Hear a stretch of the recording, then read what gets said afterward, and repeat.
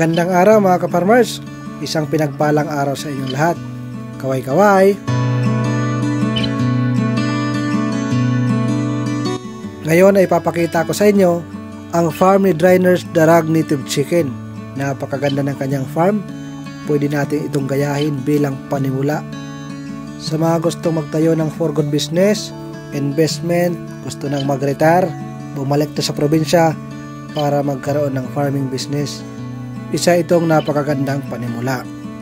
Sa mga nakaraan natin na upload ng ating Darag Native Chicken, ay marami akong nakita na gustong mag-invest sa Darag Native Chicken. Kaya napakagandang pasokin sa pagninegosyo ang Darag Native Chicken ay isa ito sa pinakamasarap na karne ng manok dito sa Pilipinas. At sa panahon ngayon, bibihira lang ang nag-aalaga ng ganitong manok. At kung sa inyong lugar, bibihira lang ang nag-aalaga ng ganito, mas magandang pasukin po natin ang pag-aalaga ng Darag Native Chicken. Kasi sigurado ako mataas ang demand dyan at wala kang masyadong kakumpetensya pagdating sa product mo. At alam nyo naman mga ka-farmers, kung i-compare natin yung karne ng hybrid na manok at pagdating sa ating Darag Native Chicken, ay wala talagang sinabi ang ating mga hybrid. At ang mananalo talaga ay ang Darag Native Chicken sa panglasang Pinoy. Kaya mataas ang potensyal na ikaw ay makabenta. At ang kagandahan sa manok na ito ay hindi ito tamad maghanap ng pagkain nila pag ito ay naka-free range. Hindi ito katulad ng ating mga Decal Brown, RIR, Black Astrolop at iba pang mga manok na mga hybrid na naghihintay lang na bigyan sila ng pagkain. Hindi ko naman sinasabi na huwag po tayo mag-alaga ng Decal Brown, RIR, Black Astrolop at iba natin mga hybrid na mga manok na pwedeng i-free range. Bawat manok ay may kanya-kanyang katangian. At kung i-compare naman natin sa pagkain, ang ating mga hybrid na mga manok ay almost times 3 yung kain kaysa dito sa ating Darag Native Chicken. So, kaya nga ganon sila kalaki kasi ganon din sila mag-consume ng feeds. So, maliliit lang itong ating Darag Native Chicken, pero pagdating naman sa lasa at sa market, hindi ito magpapahuli. Kaya siguradong mayroon tayong nakikita na pera sa pag-aalaga ng Darag Native Chicken. At ang kagandahan sa pag-aalaga ng manok na ito ay hindi mo kailangan umasa ngayon sa napakamahal na commercial feeds. So, itong mga manok na ito, ang karakteristik nito ay kaya itong kumain ng mga damo-damo. Kahit nga itong Carabao grass, pwede tayong magkuha at bigay natin sa kanila. At syempre, wag naman na totally hindi natin bibigyan na ng commercial feeds. Pwede tayo magbigay. Nasa 20 to 30% lang na commercial feeds ang ating ibibigay. Yung the rest ay mag-discarte po tayo ng organic na pagkain. Kasi sa pag-aalaga, mas malaki ang masisib natin, mas malaki ang ating kikitain. Mas mainam pa rin na mas madiskarte po tayo sa paghahanap ng organic feed at pagtatanim. Katulad na lang nito, kailangan mas maganda meron tayong Azolla pan. Ayan, kung meron kayong palayan, gawin nyo yung isang kahon na Azolla pan. Araw-araw ay pwede kayong mag-harvest. Depende sa lawak ng iyong Azolla. So, ayun yung Dryner's Darag Native Chicken, ito yung kanilang mga tanim mga ka-farmers. At ang kagandahan, pag mayroon tayong Azolla na tanim, kahit araw-araw pwede tayong makapag-harvest. Pwede natin haluan ng mga commercial feeds. Yan ay napakalaking tulong para makatipid tayo sa pagpapakain ng ating mga alaga.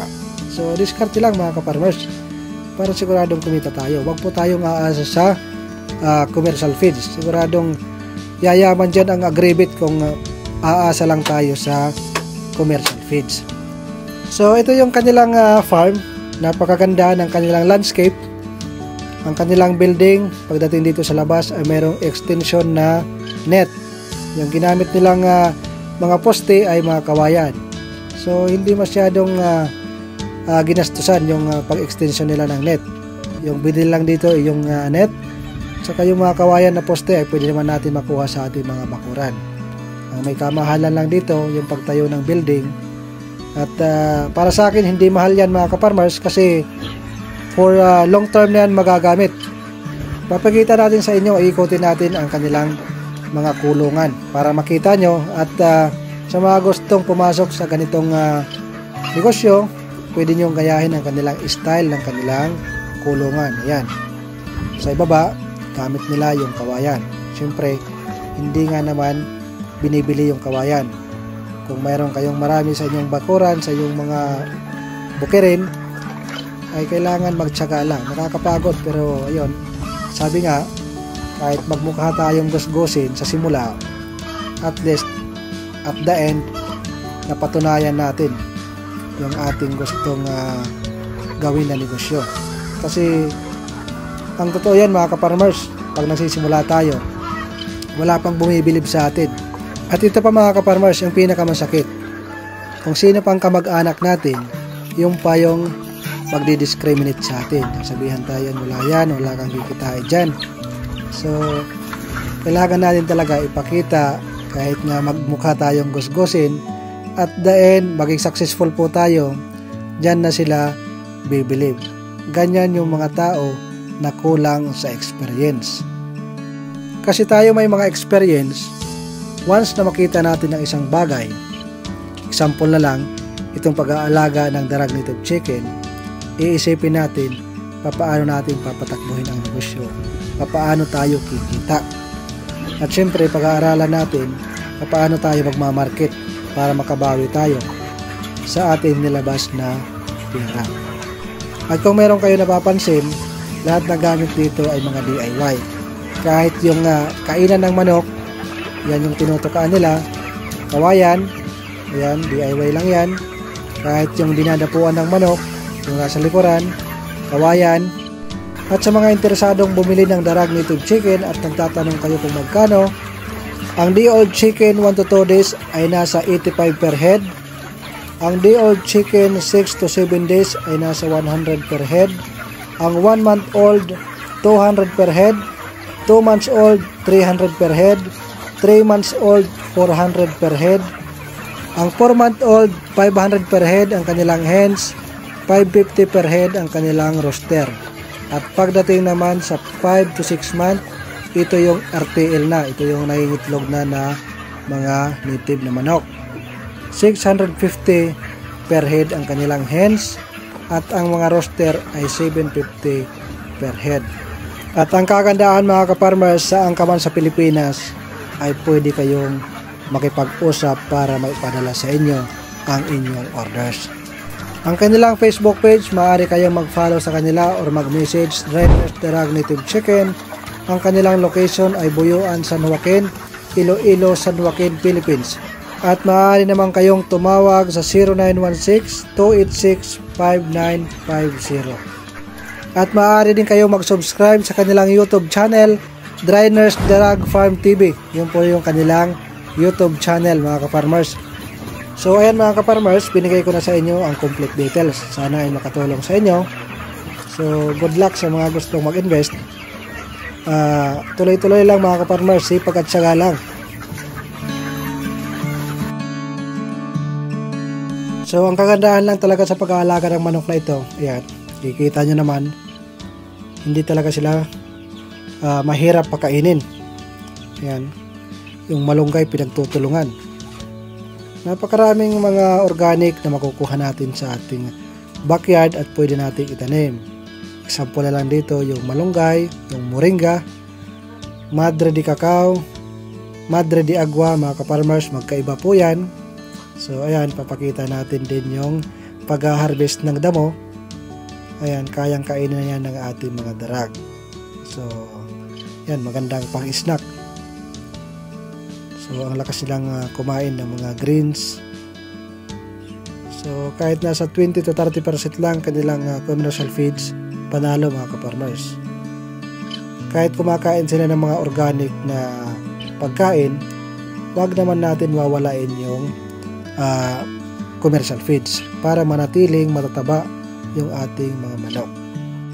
Sa probinsya, marami tayong pwedeng ipakain basta't masipag lang tayo maghanap ng mga ganitong mga damo-damo, katulad na lang ng paragis, carabao grass, kahit nga yung kokon, basta't i-shredder natin mga ka-farmers, himayin ng maliliit haluan natin ng commercial feeds, basain natin, kakainin yan ng ating darag native chicken.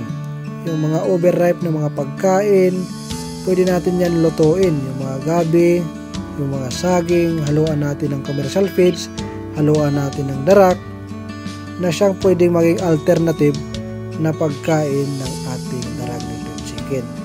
At ang dahon na rin ng ipil-ipil, napakagandang alternative yan na pagkain ng ating darag. For the meantime, pwede na rin itong pang deworming para sa ating mga manok. So ayan, maraming nakakaalam dyan. At sa mga nag-aalaga ng darag, ito talaga yung mga nai-diskarte para tipid sa pagkain. At paalala lang mga ka-farmers, ang darag ay napakagaling maglimlim.